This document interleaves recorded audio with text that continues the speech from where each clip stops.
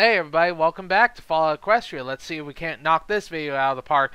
And didn't you say go check out the last few minutes on the Pinkie Pie video? Yeah, I guess do that. Maybe, yeah, let's do it. The steps up to the ministry building were piled with the skeletons of long-dead ponies. I raced by a unicorn stallion whose hooves had sunk into the concrete steps, and jumped to the body of a younger mare whose bones had taken on the pattern of the dress she'd been wearing on the day of the pink cloud. I noticed the jumble of skeletons blanking the marble floor inside the ministry's grand foyer as well, but I didn't think anything of it until I telekinetically pulled open the glass doors and charged into a flood of static. I screamed as fresh but familiar agony skewered my brain. I stumbled and turned towards the exit, only to see my friends race into the room and all but Steelhooves get slammed to the floor. Outside, the alicorns landed, closing the doors and stood there, holding them closed with their shields. We'd been herded into a trap. I looked around, dropping the garbage I was carrying onto the skeletons of several dead ponies as I frantically searched. I almost immediately spotted 3, and before I could focus enough to pull up a weapon, I'd spotted 2 more. There are dozens. Velvet Remedy squealed, clutching her head, blood running out of her eyes and ears. Lashing out with my magic, I tried to wrap up all the skeletons, intending to toss the whole contents of the room up onto one of the mezzanines above. Excruciating torture ripped through my horn, blackening my vision. Somewhere, I heard a voice shouting, "Shut 'em down!" Then, for the second time in half a day, I passed out. I was locked into what seemed like the longest, most boring memory ever. My host was skimming over sheets of paperwork, non-disclosure contracts, agreements to drug and loyalty testing, acceptance of possible mandatory relocation, and so on. Each sheet bore a large emblem, a star ringed by smaller ones and circumscribed by a horn and wings. Each had the header of an official Ministry of Arcane Technologies document. My host was either a speed reader, or she wasn't really reading that closely. Occasionally she would look up, glancing sheepishly at the bored mare sitting behind her desk, or watching the door behind the desk. The first time she did so, I realized I knew where we were by the fanciful design of the door and the ornate lighting. This was Tenpony Tower. My host never looked up long, though, before returning to the clipboard filled with paperwork. Ever so often, she would levitate a quill, dipping it in ink, and sign her name. Trixie. We looked up, Trixie and I, when the door opened and a smiling Twilight Sparkle stepped out. Trixie, I'm very happy you could make it. I wouldn't have missed this opportunity for the world. We quickly signed the last page and floated the clipboard to the mare at the desk, who was now sitting at the sort of alert attention that only comes from ponies who were slacking just before their boss walked in. Please, come on in, Twilight said, standing aside. Slowly, almost humbly, Trixie stepped through the doorway. Inside was a nice office, not ostentatious in the slightest, mostly filled with shelves holding books and various knickknacks of magical or personal importance. As Trixie's eyes wandered over the room, I spotted a jar with several delicate purple-spotted lavender shards floating in preserving liquid. Ooh, the fuck are those? The jar was labeled Spike's Egg. Oh, wait, no, that's not... Twilight Sparkle walked in behind us, closing the door and moving around. Like, I thought that was an important revelation, but no, it's not, it's... Is that the equivalent of a mother, like, keeping part of the fucking, ew. Sit at her desk. She looked over the desk with a slight frown and, apparently deciding it seemed too formal, walked back around the desk and sat on a floor cushion, offering another to Trixie. Miss Sparkle? Trixie began. I could feel her nervousness. Oh, please, come on, call me Twilight, she beamed. So, tell me, been working on any new tricks lately? I felt my host stammer for a moment, then draw herself up, breathing deeply. With a prideful voice, she boasted. Why, yes. In fact, just the other day, I invented an invisibility spell. Hey, that's canon. Twilight Sparkle blinked. You invented an invisibility spell? Indeed. Have you ever known another unicorn who could do this? I felt the surge of magic as my host cast her spell. Twilight Sparkle gasped. You... Trixie, you're actually invisible? Twilight reached out, prodding us with a hoof, making sure we were actually still there and hadn't teleported away. That's amazing. I felt the spell ebb, then collapse. It clearly wasn't long-lasting. Still, Trixie sat up, smiling broadly.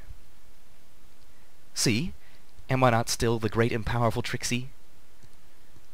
Twilight gazed at her. As seconds ticked by, I could feel sweat bead on my forehead. And you invented this spell all by yourself? Why, yes, I... All at once, Trixie seemed to deflate. No. She stared at the floor, scuffing with her hoof. I mean, yes, I created the spell, but only after I got a hold of one of those new stealth bucks and figured out how to cast the magic myself. Twilight's expression softened. Thanks for being honest with me, Trixie. Trixie nodded. I'll see myself out now. No, Twilight said swiftly. No, it's okay, it's alright. I'm still really impressed. Those stealth bucks were created by my ministry. Trixie winced. And we reverse engineered those from zebra magic. But none of my unicorns have been able to recreate it in spell form. I have a whole division in Canterlot who has spent years trying to do what you just did, and failing. Trixie looked up again, surprised. I felt a burning in her eyes. She was holding back tears. What you've done, it's incredible. You should be proud. And don't be nervous. You've already got the job. Twilight Sparkle smiled. That is, if you still want it. I hope all that out there didn't put you off. Oh no, not at all, Trixie said hurriedly. I really want to work for the ministry. Your ministry. Then, in a softer voice, And I need this job. Oh dear. Twilight's eyes widened. Trixie, what happened? Fucking homeless! Well, you know, she sighed. Things didn't go so well for me after Ponyville. I lost my home.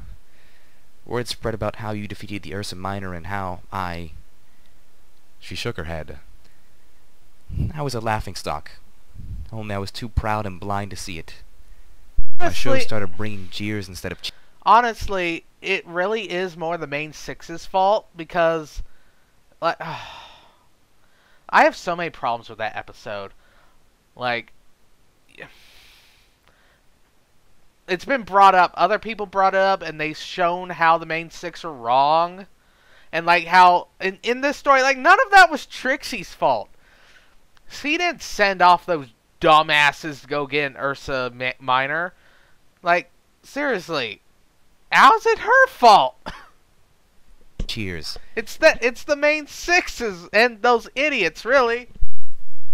And then they stopped bringing any pony at all. Money ran out. No pony would hire the great and powerful Trixie. I had to take unpleasant jobs. Rock farms. Trixie looked aside. Things actually got better for me when the war started. Pony stopped caring about my reputation. It was long enough ago, and they had other things to hate at this point. Oh, Trixie. Trixie, I never knew. Trixie looked into Twilight's concerned expression, then at the floor. Honestly, I'm surprised you would want me here. Twilight smiled. Well, I remember you as a skilled and talented unicorn with an impressive repertoire of spells. I'm happy to have you with us. I've got a new project, and I need volunteers. She paused. There is one thing, though. You'll have to allow us to record one of your memories. Trixie's eyes widened. You want to see my memories?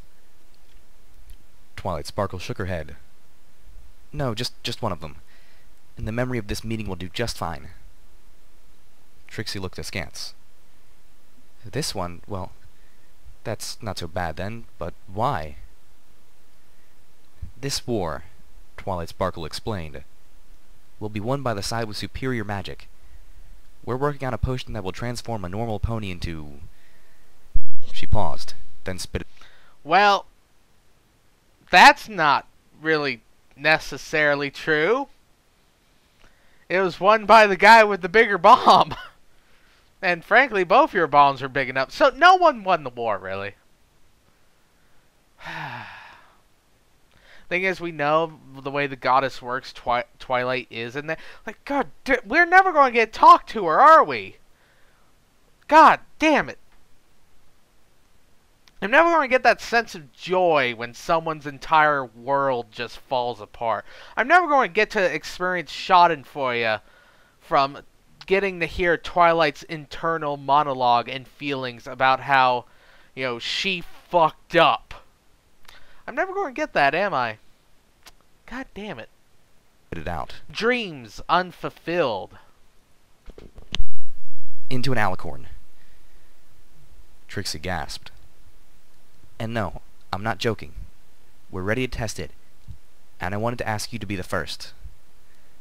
Twilight Sparkle looked nervous. She understood the gravity of what she was asking my host, even if Trixie really did not. An alicorn? You mean like Princess... And she's going to bring it up right now, but I still can't get over how that would just completely undermine the legitimacy of Equestria's government. If anyone can become an alicorn, then why should Celestia and Luna... What happens if you create some of these super soldiers and they go psychotic? And they decide to just, you know, maybe I should be in charge. You know, what the... What? Oh. Okay, give me your thoughts on what might have went down in that case. Like, not with the Civil War with the ministries that we brought up way, way back. But, like, what happens if these fucking super soldiers and the complete destruction of Equestria's government's legitimacy and these guys just decide they should take over? Like, oh, God. Complete lack of foresight. Celestia. And Princess Luna, yes. Twilight's tone was very serious. This is transformation magic of the highest order. We need a memory of yours for comparison, before and after. We don't think that being changed into an alicorn will affect your psyche, but we can't be sure. With that, she put a gentle hoof on Trixie. We've taken every precaution. I wouldn't ask any pony to do this if I wasn't absolutely sure it would work, and that it wouldn't be safe. But still, I know it's asking a lot. Too much.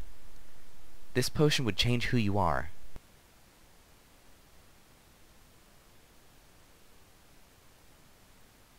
Fucking dumbass roommate. Well, okay, well, back to where we were. What you are. Trixie gulped. If you don't want to do this, you can back out at any time. It's fine by me. Twilight Sparkle smiled. And I promise, you'll still have a job within the ministry. I'll make sure of it. Trixie was silent for a long time. Yeah, what if she ends up horribly mutated, Twilight? Like, what if she ended up like some horrible amalgamation that was just horribly... like those things from Made in Abyss, you know, the ones that the children turned into. Have you got that far?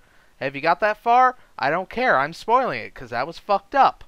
What if she turns into one of those things? Like, just horribly flesh meat on the floor. You gonna give her a job then? Well, what's her job gonna be?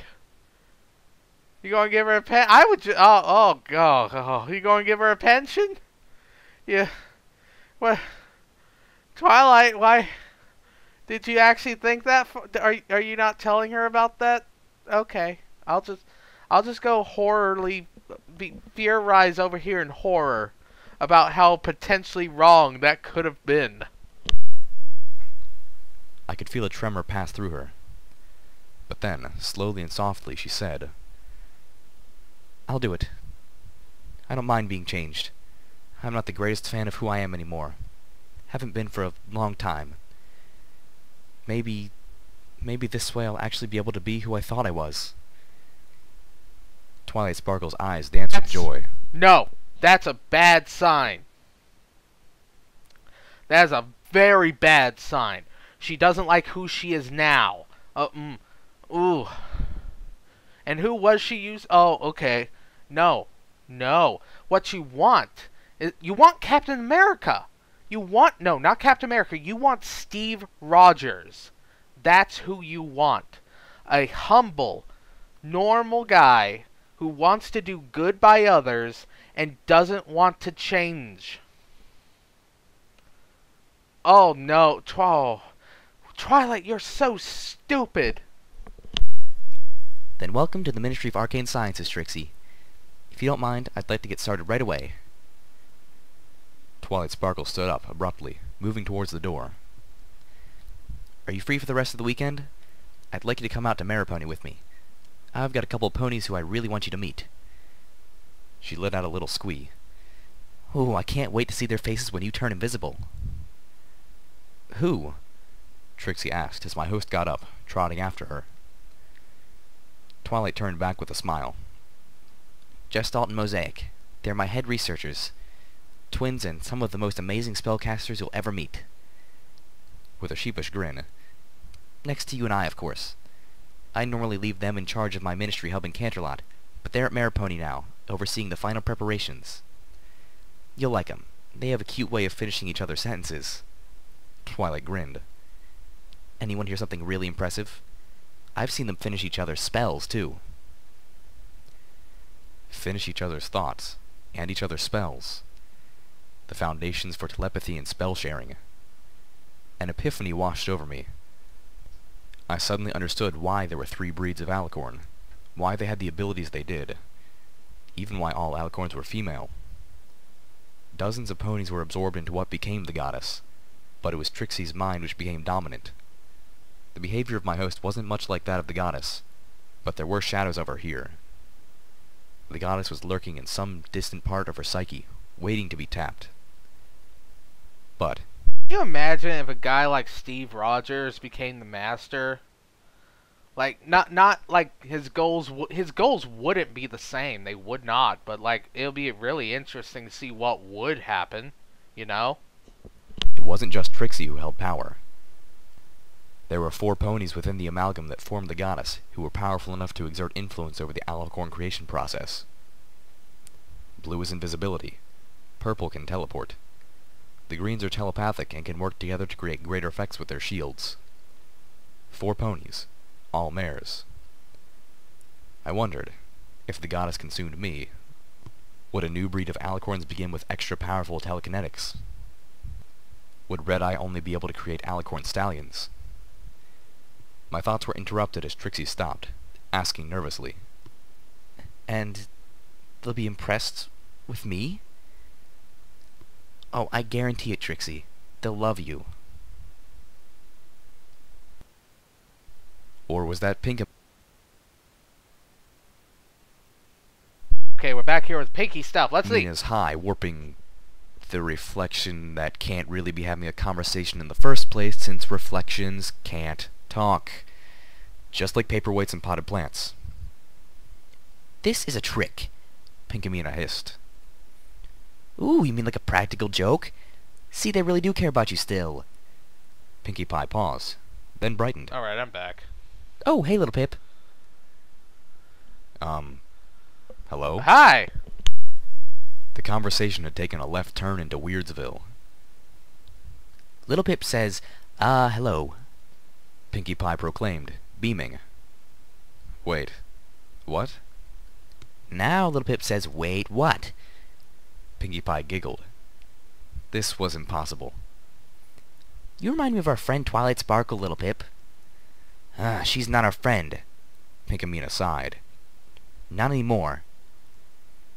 Pinkie Pie's eyes widened. She is so our friend. If she wasn't, she wouldn't be trying to help us. Pinkamena opened her mouth, but Pinkie Pie shook her head. And don't try telling yourself you don't need help. I know better. And that means you know better.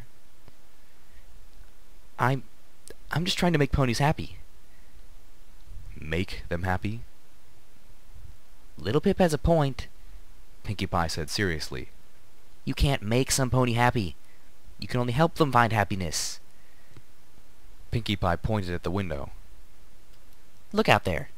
Do they look happy? No. Pinkamena mumbled, looking any place but the window. They're not happy, Pinkie Pie admitted sadly. I think they're actually scared of us.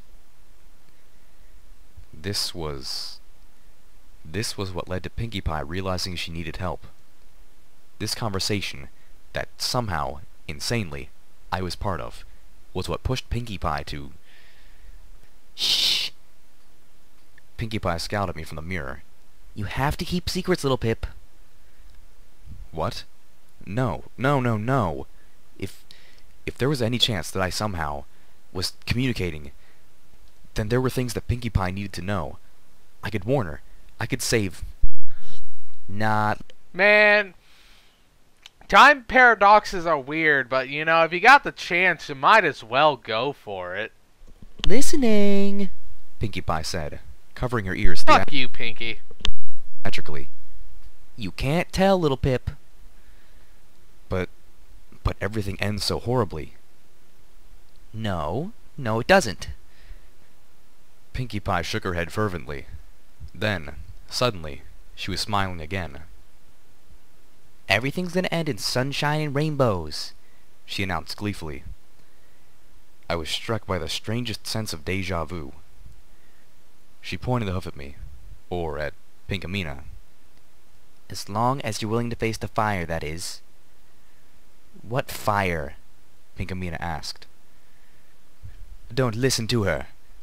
The potted plant insisted. She just wants you to fail. Nope. Pinkie Pie insisted. We have to do what is more important first. We have to save the other ponies before we save ourselves. You know what I mean, with those bad ponies at 4 stars. But then... Pinkie Pie smiled sadly. Then we do have to save us, don't we? Sunshine and rainbows. I wanted to tell her how absolutely impossible that was. Hell, the two things this world didn't have anymore were... Pinkie Pie grew very cross, glaring at me through the mirror. Sunshine and rainbows. Pinkamena dropped the carpet.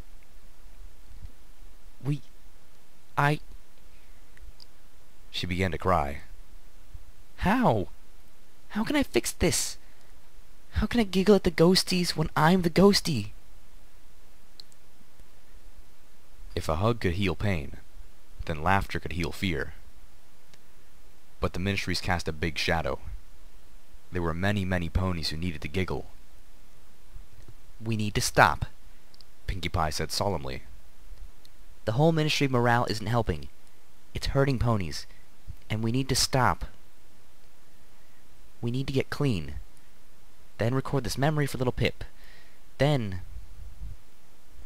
The whole ministry? Pinkamena moaned. We need to tear it all down. Yeah. Big going away party. Yeah. The biggest ever.